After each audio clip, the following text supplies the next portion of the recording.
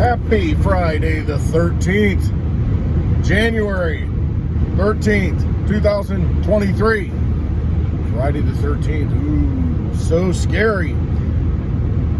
I had to look up the origins of Friday the 13th because I always hear them bandied about like, well, this is why it is, that's why it is, this whole superstitious thing. Well, different cultures have different days. Apparently, I don't know if it's Spanish culture or the Mexican culture, it's Friday the 17th or something. I don't know. I could be getting it totally wrong. See, I'm spreading more superstition or myths, but I looked it up. Well, first of all, there's this, the Da Vinci Code. Tom Hanks starred in that movie, you know, they're searching all the secrets, and but I think they reference Friday the 13th in there as when the Knights Templar were executed or rounded up. Is there any historical fact to that? Probably not. There is one that I thought was kind of interesting, that in Norse mythology, some of the gods were meeting at Valhalla, and there were 12 of them to this party. Well, apparently Loki, the troublemaker, the one that's, you know, the trickster, wasn't invited. So he showed up. So he's the 13th, and he convinced some other god or some other demigod to kill a big god with a poison-tipped arrow. And then, so that's why 13 has been associated with bad luck, I guess. Just one thing. But I think it comes down to this. Do you believe in it or do you not believe in it? See, we give everything power, and if we give energy to something, see, we're more spiritual than, you know, anybody can even imagine. You know, you get glimpses of it and you're like, ooh, wow. And you get these epiphanies, these deja vu moments, you know, these precognitive moments, and there's a reason for it. Because we're stuck inside this trapped cage body that doesn't work very well, but if you're in a spiritual form, you can go anywhere. So it's a little bit of a struggle to come down here on Earth. However, you get to enjoy all the carnal pleasures of Earth. It's probably why we choose to come here. So we give energy, we give power to these things. And if we don't give power to it, just like our money, if we don't give power to it, then it doesn't exist. It's like looking at a bill from a foreign country, you know, a dollar bill. Not a dollar bill, or a krona or something. And we look at it and we're like, I don't know, whose picture's on this? His ink looks weird. It looks cartoony. I have no idea what it's worth. It's got all these zeros on it. Well, I have no idea what it's worth. No idea. So there's no perceived value from you. So you don't know. But the dollar, we look at it, we've had it ingrained in our head, and the magic trick's been played on us our whole lives. We believe in it. We believe it works. There was American Gods. I've talked about this before on stars.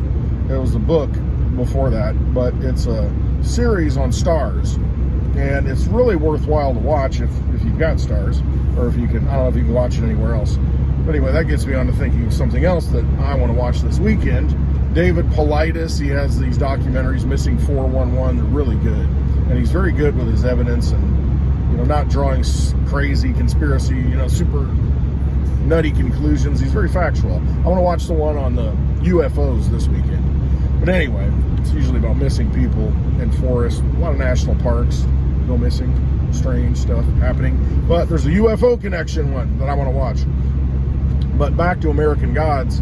American Gods, that is, it goes back kind of how America was formed and what gods were brought over here.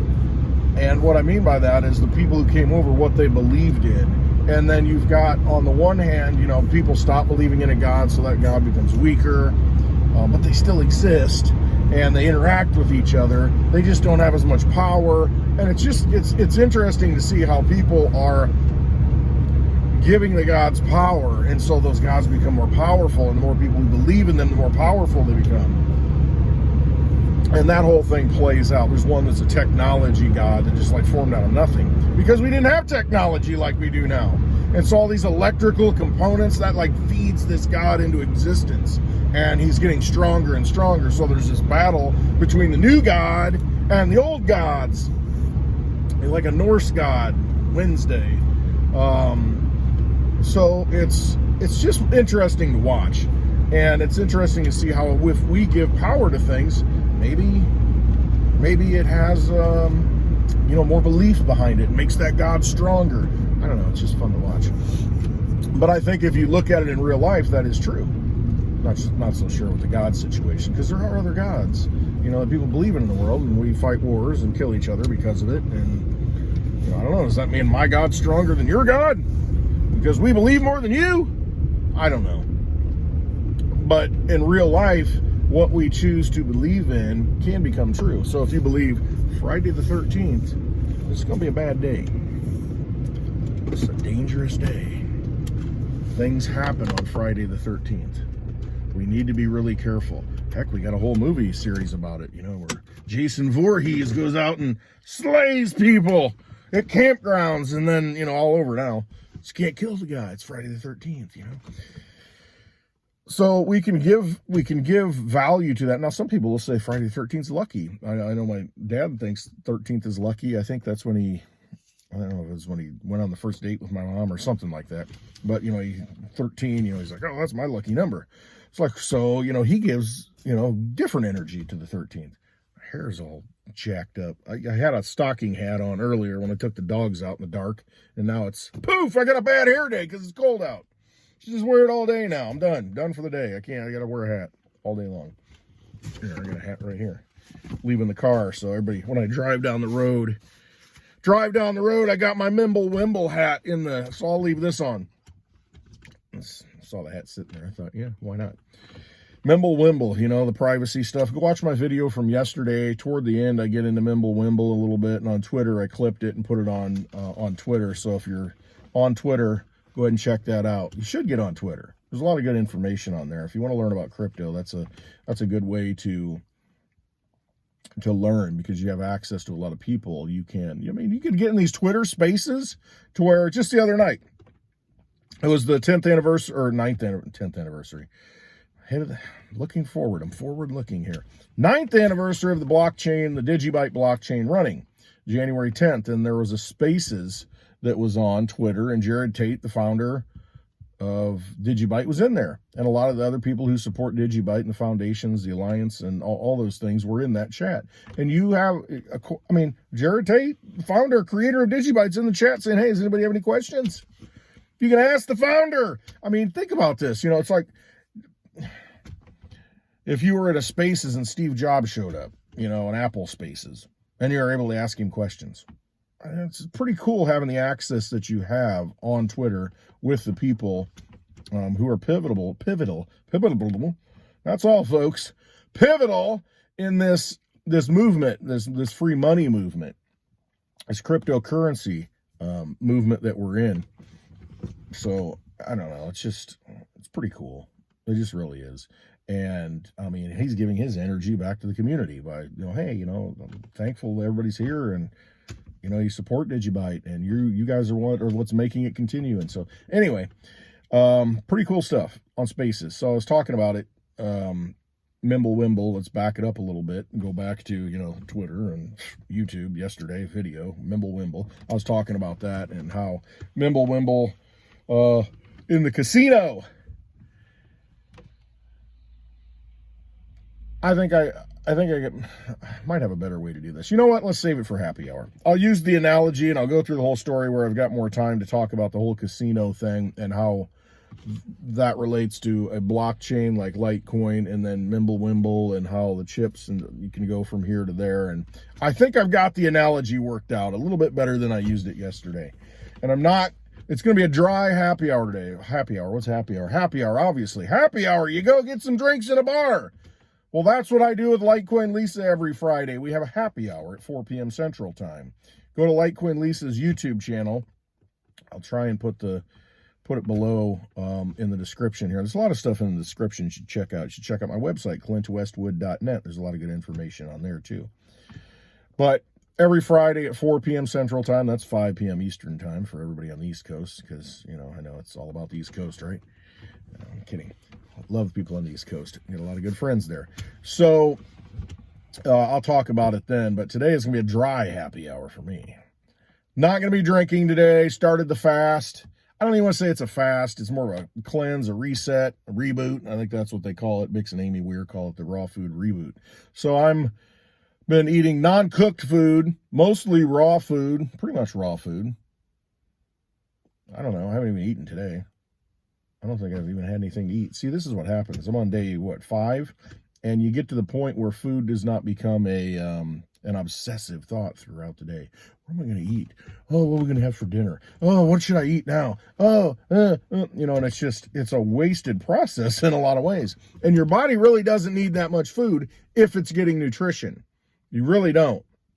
I think at some point you'll probably take a pill and that's all you need. I mean, seriously, if you get all your nutrients, do you really need food? I mean, it's a good question to ask. I mean, your body's set up for it. We've got this archaic system, and I was talking about spiritual beings. Maybe at some point we become like an ethereal being to where we just absorb energy from the atmosphere. And we don't need to like go through this process of digestion, causing all these problems with the organs that have to work so hard, you know, putting food in there that's half good and half bad. Next thing you got cancer. And it's just, you know, you think about it. If you got pure nutrition, if you can get it out of a pill, just like one pill, you got a pill for everything else, right? Fixes everything. Ask your doctor if it's right for you. But if you've got a pill that has all the nutrition that you need for the day, I don't know if you'd be able to get the protein. That may be something else. You have to take some kind of like little nugget, and I don't know. But I mean, if you could get all that, do you really need to eat? I mean, what is the real process of eating other than kind of satisfying, again, our carnal pleasures here on earth? You know, the taste, the flavor, and that's what they do. They flavor it up with all these artificial things that get your brain addicted to it, crosses the blood-brain barrier, and next thing you know, it's just like, you know, I want more of this stuff.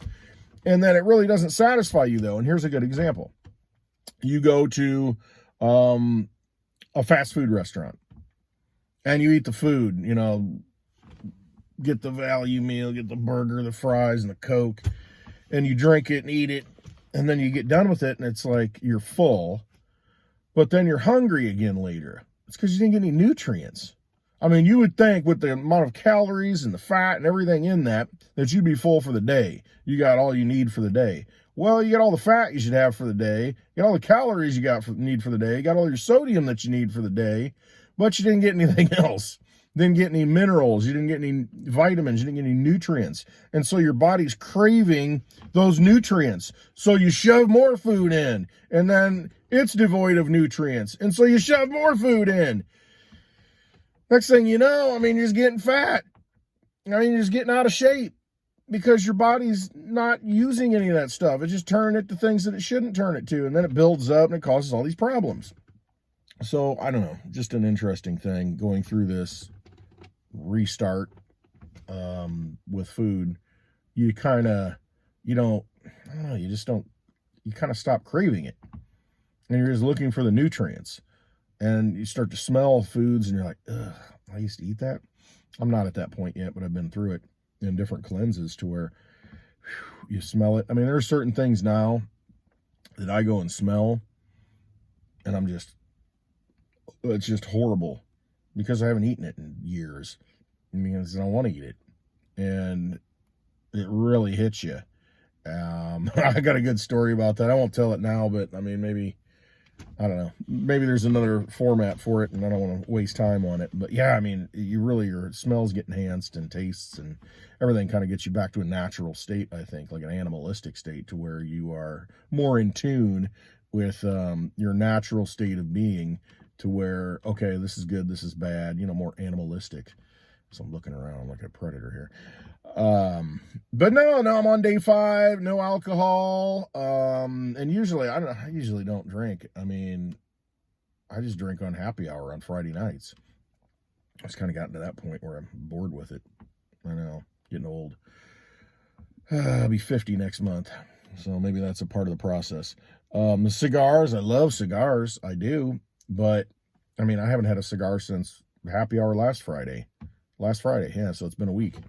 And it's just, I mean, it's not something, it's good to know that you're not addicted to something. And I guess more than anything, that's what this is about. It's about breaking free from anything that that might be having a hold on you, whether it's food, whether it's booze, whether it's smoking, any of that stuff, sugar, all that stuff, you kind of pull back from it so that listen, I'm controlling this situation here. It doesn't have a control of me. And, you can say that, I can stop anytime I want. But if you don't, then you can't. And so it's good to prove it to yourself that, hey, listen, I can stop anytime I want. And it's like, yeah, that's what you do. So anyway, it's all about giving power to things. It's all about giving our energy to things. And, that's up here. We can give energy to things that, harm us because we enjoy them, or we can pull the energy from it and not do it. It's really up to us. And it's a choice. And, there are pleasures in this life that it's nice to have once in a while. So I will not stop having a cigar when I feel like it. It's just that I want to, like I said, you want to take a break. You want to reset a little bit and just make sure that, there's nothing that's really anchoring you. And I think moderation in all things. If you can partake in these things occasionally and not make it a daily habit and addiction, then everything, why starve yourself from some of those things that you enjoy? That's the way I look at it. You can live a perfectly clean, life of never touching those things, and that's wonderful that you can do that. Some of us have addictive personalities. So we just have to moderate. Moderation in all things. Isn't that what the Greeks said? So anyway, a couple of things. Just a reminder that do show up for happy hour if you would. 4 p.m. Central Time, Litecoin Lisa's YouTube channel. It's a great time for the community to where everybody can participate in the chat. There's always people chatting back and forth, and it's a good thing to kind of bring people together on a Friday, and that's kind of what we want to do. That's why we go out and do meetups. Haven't done one in a while last year, but we'll start doing that again. And we like to bring people together, like to bring happy hour on the road so that everybody can kind of come together and have a place to meet up. And, like-minded people in the crypto space can find each other, because it's one thing to be on social media and watching somebody on YouTube and saying, yeah, I agree with that. Yeah, that makes sense. But it's another step for mankind. Speaking of believing, did we land on the moon or not? One giant leap, one small step for man, one giant leap for mankind. To the moon, send it. But it's a good thing, these meetups, to bring people together, because when you meet somebody who's like-minded, you meet somebody who's also in the crypto space, has come to crypto in another way other than you for different reasons. It's just interesting to see that, and it's hopeful to see that, and it gives you hope. It gives me hope to where I think we're going to make it, because there are good people who understand and who are awakening to what is going on and seeing what is in front of them, and think it's a big deal that maybe there are classified documents in a garage next to a Corvette. Maybe that's a problem. But I take classified information very seriously, but your actions don't prove it. See, this is all unwinding. All of this is rolling out for the masses so they can understand, well, that's pretty corrupt. Well, weren't you saying that wasn't supposed to happen? But it did, and then now when it happens to you, it's no problem. See, this is all part of the show. It's all rolling out. The House is doing some good things. I might have to change my opinion of Kevin McCarthy. Or maybe he's a swamp rat and he's been turned and told what to do. Don't know. But what is happening in the House of Representatives is very encouraging. The actions that are being taken. So pay attention to that. Very important stuff. A lot of things are starting to come out, and I think more things are going to leak out. So judge people by their actions, not their words. And what they've done in the past may not be applicable to this scene in the movie. All right. Love y'all. Trust yourselves. Have a wonderful day. Time for me to work. Hope to see you on happy hour.